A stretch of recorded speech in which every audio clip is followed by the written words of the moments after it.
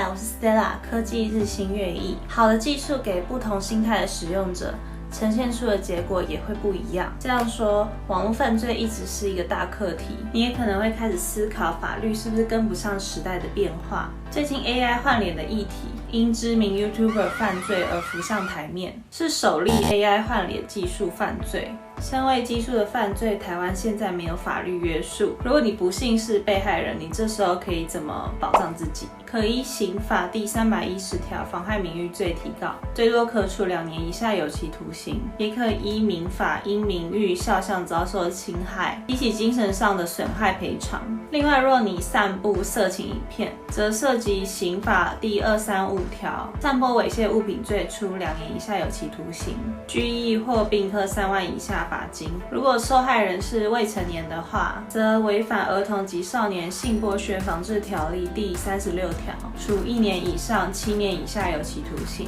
得并科台币100万元以下罚金。听起来相对轻罪，对吧？毕竟影像流传出去，档案删也删不完，也会因画面太过逼真而导致误解，怎么样也消除不完。对受害者来说是一道丑陋又除不掉的事情。像这种新兴犯罪都需要大家去正视修订法条。除了色情方面，你要想这用途很广好，明年2022就要选市长了。如果我用这个 Deepfake 的技术合成竞选者的脸，发布诈骗新闻，还有假消息，我不就能左右风向了吗？更甚者，那总统大选呢？在美国，若发生像这次这样的事情，使用 AI 换脸技术而有意图以性行为或裸体等特征侮辱或骚扰特定人者，可处高达5年有期徒刑，行政罚款15万美金，和民事上的侵权损害赔偿责任。如果你是一般使用，则是要求所有经过 AI 换脸技术处理的影像，接续浮水印标明这个影像是经过修改的，同时也要以文字明示这个影片是有改动过的，然后也要说明它的改动的程度。我想我们就可以朝这个方向去修订。再来呢，我说一般人会被换脸吗？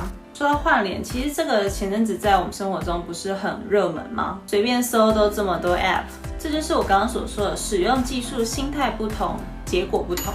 在玩这个换脸 APP 当下，大家是同意了，还会觉得很有趣，转发到自己的社交媒体上，就这样成为了热门当红话题虽然现在这个使用方式也是热门话题了，那一般人被换脸的可能性，我刚刚也说了，是的，有。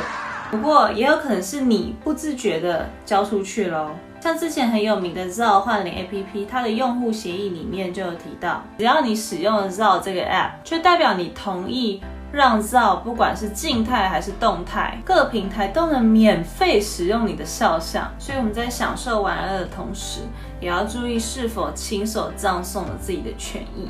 有没有发现这次换脸大部分都是比较知名的影像创作者？当然啦，名气是一个原因。另一方面，因为影像创作者在网络上公开了很多自己的影像作品，成为 AI 运作的良好素材，那这样的影片就更为真实了。所以我希望大家除了好好保护自己的资讯以外，不要再说什么求上车，看到某某那么丑直接软掉这种话去伤害别人。不论男女，伤害都跟钉子钉在墙上一样，就算你把钉子拔掉了，伤口还是血淋淋的挂在那里。那觉得这部影片很有用的话，欢迎分享给朋友，别忘了按赞、订阅、小铃铛。我们下次再见喽，拜拜。